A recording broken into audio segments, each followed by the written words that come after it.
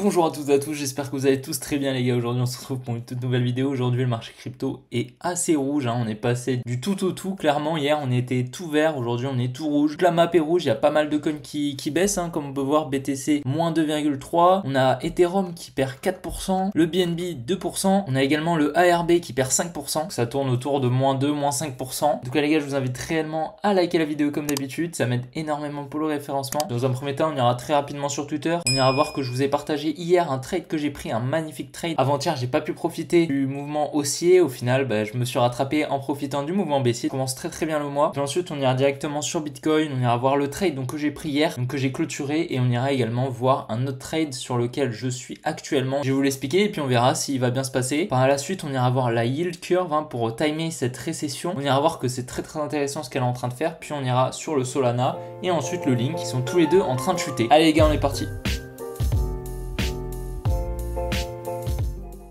Donc voilà, hier les gars sur Twitter, je vous ai partagé ce tweet et je vous disais en fait que mon mois de septembre c'était le plus beau mois de ma vie en termes de performance sur mon trading et clairement là en 2 jours j'ai fait presque 12% sur 2 trades, donc 100% de win rate pour le moment, donc 2 sur 2. Bon, ça va sûrement changer, probablement que je vais me faire SL, mais en tout cas pour le moment je suis sûr d'être en positif jusqu'à la fin du mois. Même si j'enchaîne 20-30 SL, je suis sûr d'être en positif, donc ça c'est top. Et clairement si ça continue dans cette lancée, peut-être que ce sera un petit peu plus mou bien sûr, mais si je peux atteindre 20-22% ce mois-ci, ce serait vraiment super. Est-ce que je vais détrôner le mois de septembre? Je sais pas, on verra, mais en tout cas ce serait vraiment super. Donc voilà, comme vous pouvez le voir, avant-hier on a eu ce gros mouvement haussier, on était ici juste là hier, et puis voilà, on a eu ce gros mouvement baissier pour venir retracer tout ce gros pump. Donc je sais pas si vous vous souvenez, hier on était à ce niveau-là, et je vous disais qu'on était en train de pump, et je vous disais que bon, j'aimais pas trop, et que si on venait liquider comme ça, c'était pas top. Je vous avais dit que ce qui m'intéressait, ce serait qu'on vienne faire une petite touche de la résistance, pour ensuite faire un petit rebond et venir liquider, et c'est exactement ce qu'on a eu, je vous l'ai dit vraiment dans la vidéo, vous pourrez aller voir. Ce qui m'a permis de rentrer ici en short au retest de cette supply, on a créé de la liquidité juste là, on est revenu dans la supply et je suis rentré au changement de structure juste ici. Au début je pensais qu'on allait revenir un peu plus profondément, et quand j'ai vu qu'on était en train de créer de la liquidité juste là et qu'on a eu notre changement de structure, je suis directement rentré, ce qui m'a permis de m'offrir un petit 9R tout simplement, 9.01, donc c'est magnifique, et je l'ai clôturé sous la trading range, donc on a notre trading range juste là. Je me suis dit bon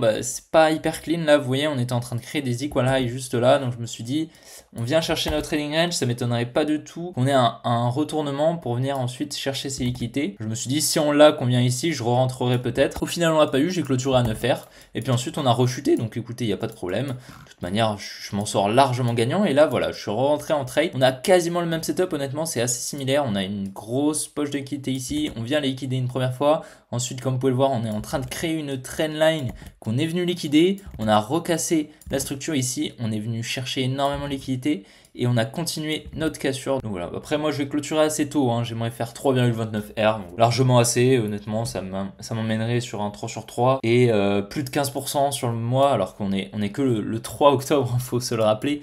Donc non, franchement là le mois commence assez bien, on va voir, mais en tout cas là je pense que voilà, je vais mettre mon stop loss par ici, là ça me paraît assez pertinent. Je vais voir, je l'ai pas encore mis sur mon téléphone, je vais regarder ce qui s'est passé en lower time frame, mais pour le moment ça me paraît pertinent. Et voilà, c'est vrai que là du coup moi je suis rentré au changement de structure juste ici, on est venu casser la structure là, et puis on est venu, comme vous pouvez le voir, liquider cette trendline ici, et c'est assez pertinent qu'on fasse du coup des plus bas.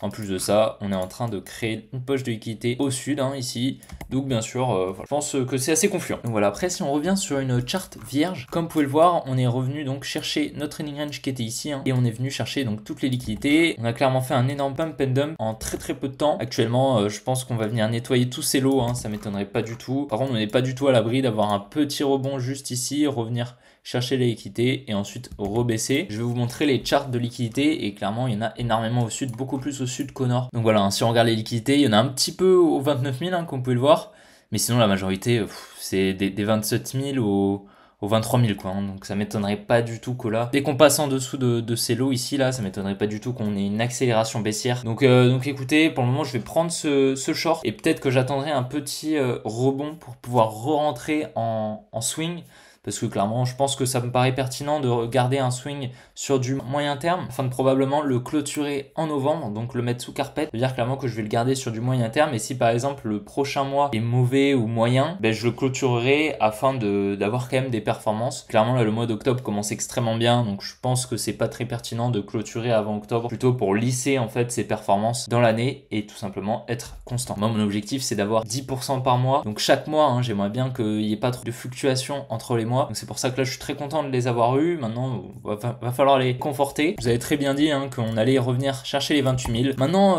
comme vous pouvez le voir, on n'est pas revenu dans ce bloc institutionnel, enfin on est revenu vraiment à la surface à peine dans ce gros bloc institutionnel, donc soit on va pas venir le chercher et on va chuter directement, soit on va venir quand même le mitigated, mais si on chute directement, on aura probablement un gros rebond lorsqu'on sera sur la hausse en fait, hein. Dès qu'on sera direction le bull run, probablement qu'on aura un gros rebond ici pour mitigated tout ce bloc institutionnel, ce qui nous permettra de re-rentrer si par exemple on n'est pas rentré juste avant. Pour le moment on va se concentrer sur le short court terme que j'ai, et ensuite on va voir ce qui peut se dessiner si on vient faire simplement un retracement pour rebaisser, ou si on vient casser ce high pour ensuite mitigated cette supply juste là. À présent, comme vous pouvez le voir, on est sur la yield curve. Donc la yield curve, qu'est-ce que c'est? C'est un outil financier. Ça consiste à soustraire les rendements des obligations américaines à 2 ans au rendement des obligations à 10 ans. Donc qu'est-ce que ça signifie? Ça veut dire que si le rendement des obligations à 2 ans est plus haut, ça veut dire que la smart money price a un risque plus élevé dans les prochains mois, donc à 2 ans maximum, que dans les 10 ans. Et vous voyez, dans toute cette période là, c'est exactement ce qui s'est passé. Et je vous avais dit que dans 100% des cas où on a une récession, la yield curve passe en négatif. Donc là, comme vous pouvez le voir, elle est très largement passée en négatif. On est passé à moins 1% de différence. Donc c'est énorme, littéralement c'est énorme.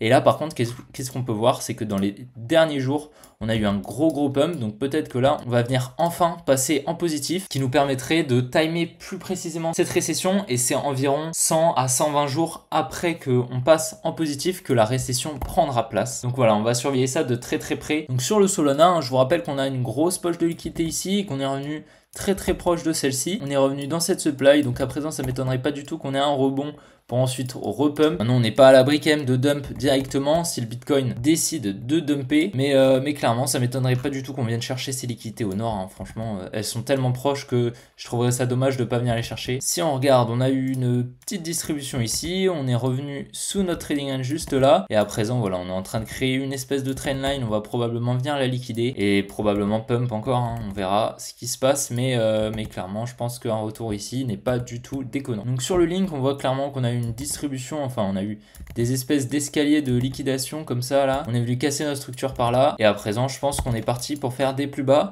Maintenant à voir ce qui se passe, mais clairement on a pas mal de liquidités ici, on en a pas mal ici, enfin bref. Donc voilà, pour le moment ça m'étonnerait pas du tout qu'on retrace, mais on verra ce qui va nous réserver. Voilà les gars, on arrive à la fin de cette vidéo, j'espère vraiment qu'elle vous aura plu. Je vous invite vraiment à liker la vidéo, à vous abonner, à passer un petit tour sur mon compte X, et puis à me proposer des cryptos en commentaire que vous aimeriez que j'analyse. Allez les gars, on se retrouve demain pour une prochaine vidéo, ciao.